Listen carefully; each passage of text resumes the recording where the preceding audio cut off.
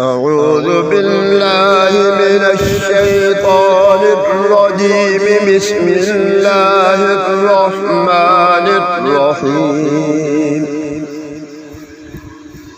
يا بني إسرائيل اذكروا نعمتي التي أنعمت عليكم وأوفوا بعهدي أوف بعهدكم وإياي فارهبون.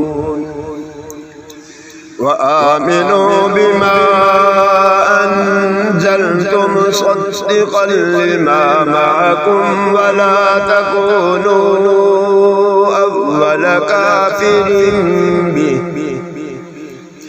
ولا تشتروا بآياتي ثمنا قليلا وإياي فاتقون. ولا تلبسوا الحق بالباطل وتكتموا الحق وأنتم تعلمون. وأقيموا الصلاة وآتوا الزكاة واركعوا مع الراكعين.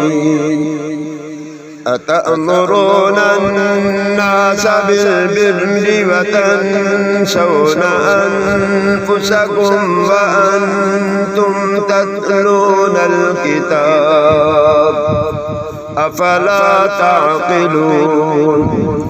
واستعينوا بالصبر والصلاة وإنها لكبيرة إلا على الخاشعين الذين يظنون أنهم ملاقو ربهم وأنهم إليه راجعون.